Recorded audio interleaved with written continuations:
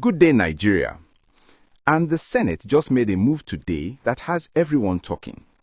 We are looking at an amendment to the Electoral Act that involves how election results get transmitted from polling units to the IREF portal. And this is affecting every Nigerian who cares about free and fair elections. So what exactly happened this Tuesday? The Senate amended Section 60 of the Electoral Act to allow presiding officers at polling units to electronically transmit election results to INEC's result viewing portal. But here is where it gets interesting, and this is the part that has people debating seriously.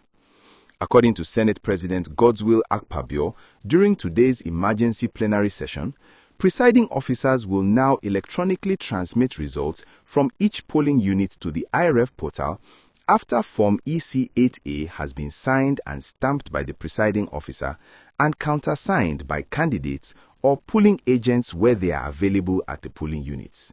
This sounds like progress for transparency, right? But the Senate also included a fallback provision that is causing heated discussions across the country. The provision states that if electronic transmission fails due to communication or network failure, the manually signed and stamped Form EC-8A shall become the primary source for collation and declaration of results. Now, this might sound like a reasonable backup plan because we all know network issues are common in Nigeria. How many times have you tried to make a simple phone call or send a message and your network just decides to misbehave? We have all experienced it. But many Nigerians are asking whether this manual fallback option creates room for manipulation. You see, electronic transmission was supposed to reduce rigging and tampering with results because when results go straight from polling units to the IREF portal electronically, it becomes harder for anyone to alter the figures along the way. With this manual option as backup, some people worry that certain individuals might deliberately sabotage the electronic system just to resort to manual transmission where results could potentially be changed.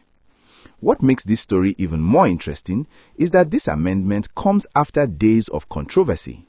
Last week, there were reports that the Senate had rejected mandatory electronic transmission of results, which caused serious public outrage and even protests.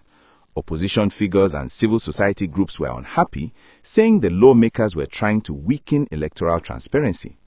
Some senators then came out to clarify their position, insisting they never rejected electronic transmission and that there was confusion about what actually happened during the plenary session. Today's amendment appears to be the Senate's way of addressing those concerns while still keeping a backup option for technical failures. The debate happening on social media today is intense. Some Nigerians are saying this is still better than nothing because at least electronic transmission is now the primary method, which represents progress from what existed before. They argue that the manual option is just a safety measure to ensure technical problems do not stop elections or delay results. These supporters believe INEC can put strong safeguards in place to make sure the manual process is only used when absolutely necessary and that proper checks exist to prevent abuse. On the other hand, critics are not convinced at all. They say this amendment is like buying a brand new smartphone but keeping your old button phone just in case. The argument is simple. If we truly want credible elections, we should invest heavily in making sure the electronic system works properly instead of creating escape routes that could be exploited by people with bad intentions.